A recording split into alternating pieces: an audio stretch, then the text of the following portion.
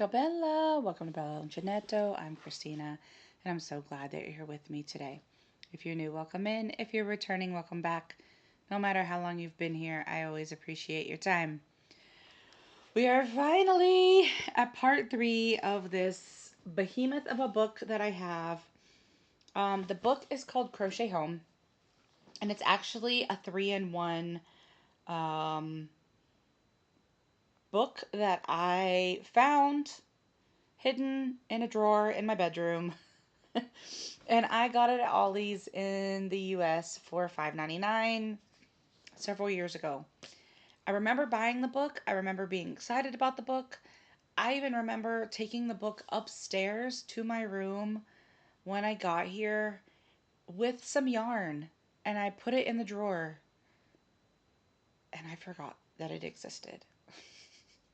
So I was cleaning up in my room and I went to go get some of the notions that I keep in that little, it's like a caddy pretty much, but there's 3 drawers, and I couldn't find the notions that I thought I had put in there. I found them eventually, but I pulled open the bottom drawer and I was like, why is this drawer so heavy? And then I realized there was this book and another book in there. And I was like, oh my goodness. Oh, I am so ridiculous. I have not thought about this book in forever. And here we are, right? So I will put the other 2 videos in the description box, and I will look for this 3rd book on Amazon so far, right? And I am filming this video um, just after I finished filming part 2, so I literally haven't looked. But if I find the whole book, right, this whole 3-in-1 book, anywhere online that you can actually buy it, I will put up a post or something about it so that you can check it out. Now, I got this book for $5.99, so if you get it for any price, it's probably going to be way more expensive. And I know that part 1, I'd put a link to the book that was part 1 in the description box, and I'll do the same for this one. And I did the same thing for part 2. This one I don't know if I'm going to be able to find. I will still try, right? I mean, it was published in 2016. So, oh, they were all published in 2016. Okay. But anyway, I will put it in the description box if I can find it. But I will also put part 1 and 2 videos to this 3-part series in the description box. So if you want to go back and look at them, you can. Because at the end of the video, I can only link 1. So I can link part 2 at the end of the video, but I can't link part 1. Or I can link part 1 and I can't link part 2. However, right? But what I'll probably do is link part 2 at the end of the video. And then if you want to go watch part 2, there'll be a link to part 1. So forth and so on, right? But I'll put both of them in the description box so you can click there as well. Okay? So part 3 is called Interweave Presents Classic Crochet Blankets. Okay? So, let's go. This is the table of contents for part 3. This is the table of contents for part 3. Right? And there are 1, 2, 3, 4, 5, 6, 7, 8, 9, 10, 11, 12, 13, 14, 15, 16, 17, 18. There are 18 blankets. Okay? So, it starts out with an introduction. And then this is called the Kaleidoscope Afghan. Did you ever have a kaleidoscope when you were younger? Or did you ever get them for your kids? I loved kaleidoscopes when I was younger. My daughter loves them too. She loves all the colors. And I also loved they were like Polaroid cameras, but they had like scenes and you could project them, right? You could look at them through the sunlight, but you could also, some of the newfangled ones at the time, right? You could project onto the wall. We used to take, at nighttime, we would take the little cameras that had the film in them, right, that you could look up to the sun and see the picture. We would take flashlights and put through the lenses, like where you would hold it up to the sun, and it would project the picture on the wall. You know, not the exact same thing, but you know, pictures nonetheless. So what colors? Like, just what colors would you do this in? Like, what would be your kaleidoscope colors? Like, they chose oranges and reds. But what would you choose? What would be your kaleidoscope? Right? And what do you think mine would be? What do you think I would choose? Hmm? Let's see. This one is the Moroccan tile Afghan. Moroccan tile Afghan. And maybe these all have charts. I know the first one had a chart. Let's see if this one has a chart. Yep, this one has a chart. That's pretty.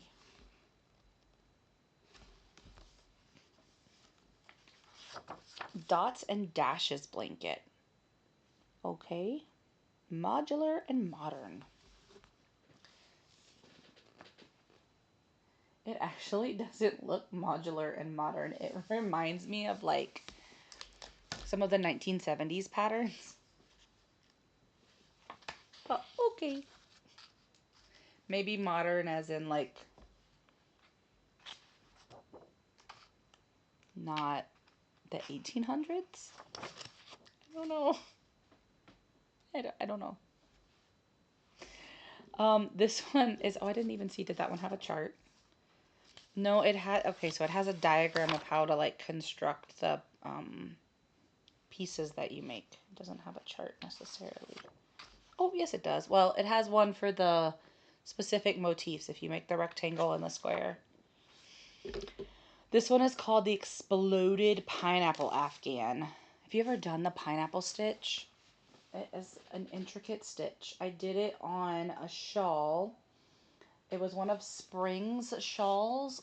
I know I have it in here somewhere because I did it in the redwood colorway. But I have done the pineapple stitch and I really like it. So the Exploded Pineapple might be an interesting one to check out. An interesting Afghan to make. I don't know. There's a chart in this one. Okay. I can see how you might get exploded pineapple out of that. Oh, this one's interesting. Urchins and Limpets blanket. It does kind of remind me of like coral and things like that. That's interesting. I don't know that I would use it as a blanket. I would be a little afraid my toes would get stuck in it. But it looks neat. It has a chart. Oh, that's a cool picture too, right there.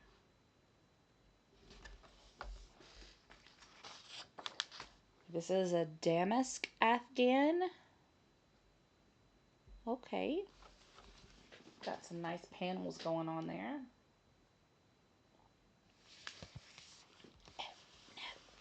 Such a bulky book.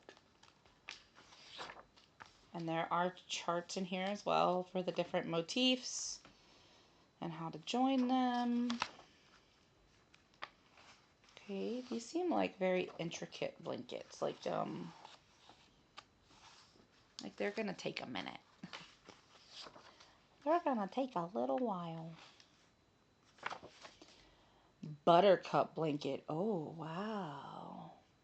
Okay. This is cute. Buttercup blanket. I don't know that I would call it a buttercup blanket, but I might give it a different name.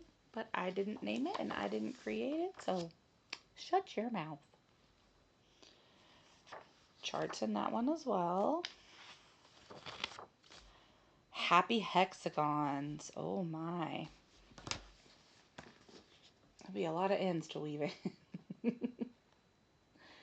I know I said this in another video. I think it was this part 2 of this. I don't want to change color that many times. Please don't make me do that. I think if it was a self-striping or something maybe, but oh, it's a lot of ends. It's a lot of ends. And so there is a chart in here just for the hexagon motif. And then they do give you, I do like this. Oh, how many? Whoa. 121. That's a lot of hexagons. They do give you some color tips for like if you want this to pop more or if you want it to look less mismatched or whatever you decide. It does give you some tips on that. That's kind of cool. Baron's Color Block Afghan. And again, it looks like a bunch of squares. They just want you to put all the things together. They want you to spend your whole life in this book. I don't know. Some people are faster at this than other people. And some people like putting squares together. I don't like making granny squares, friends. I know that's like wah wah, but I don't like making them. And I don't like putting them together either. I mean, I will. I've done it before. Like, I'm not against it, but these are little. These are little. I might have a hard time. Whoa. I might have a hard time with this book look because I don't know that I would necessarily choose to spend my life on these. Okay, this is a reflected sunlight Afghan. Okay. All right. That's nice. I don't know that the reflected sunlight would look like that to me with the color choice, but it's not. It photographs well. It's too many pieces. Shark Hunter blanket. This is by Kristen Omdahl. She definitely has lots of patterns out. Let me bring that down a little bit. Shark Hunter blanket. Okay. Blanket tiles. Again, tiles, friends. Although this isn't too many, thank goodness. There's only 3 different kinds of tiles that you have to crochet. But they all kind of go in a different direction. So there's 9. Yeah, it's okay. It's still nice. Chevron bedspread. Oh my goodness, I don't think you have to do separate tiles on this one. Chevron bedspread. Although it looks like you do change colors a lot. I did make kind of like this. It wasn't a chevron pattern. It was the Granny Spiked My Ripple blanket I made.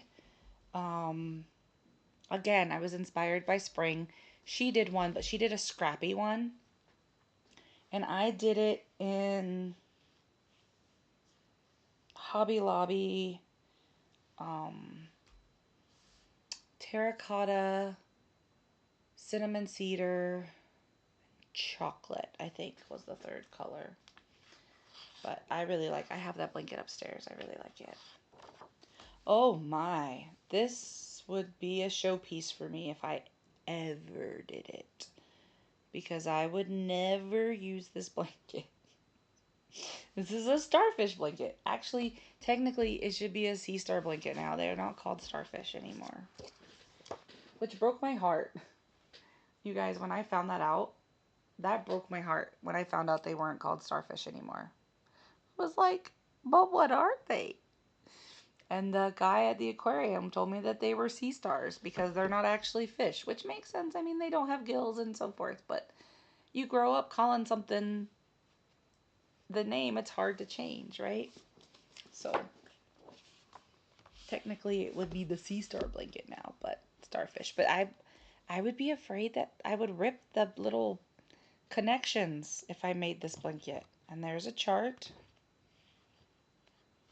And that looks like a whole lot. I do like this. So it's like a shell border. So it's like you have seashells with your sea stars. That's pretty neat. Hialeah honey. Maybe I said that right. It says it's named after the designer's Florida hometown. Hialeah? I'm assuming. Correct me if I'm wrong, please. If you know this town in Florida, correct me, please. It looks really pretty, though. I like that cable-esque pattern.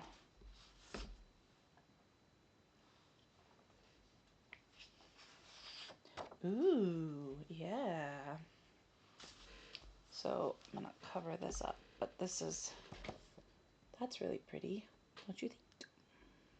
I even like the yellow. Yeah, braided cable. That's what it's called.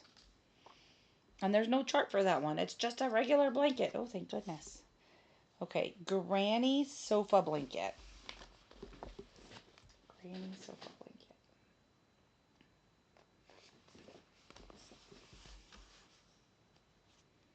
And there's a chart. Filet zigs and zags. Okay, so a filet crochet chevron.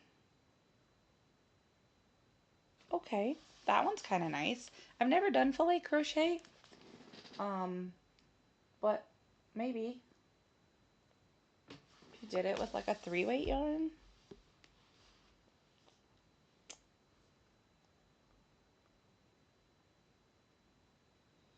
Oh, it doesn't say what size yarn they did it in. It just says the name of the yarn, and it's 100% acrylic. They use 6 skeins of yarn to do that in. And there's a chart. Oh, okay. Sailboats blanket. That's neat. It's got the little boats on there. That is definitely some texture. They have a tiny little up-close picture of that, but they don't have another picture of the sailboats. But it's done in panels. Again, not tiny little pieces, so maybe doable. Why does it have to be so pretty? The French Country Afghan. I love a good blue and yellow together. But oh my goodness, look at all of those pieces. No thank you, friend. No thank you. Oh, God. It just makes me sad looking at it because it's so pretty and I want to make it and I won't ever. Look at that. Oh, it looks so pretty, but I'm not going to do it. So 1, 2, 3. There's 3 different motifs. And I don't know. Oh, you make...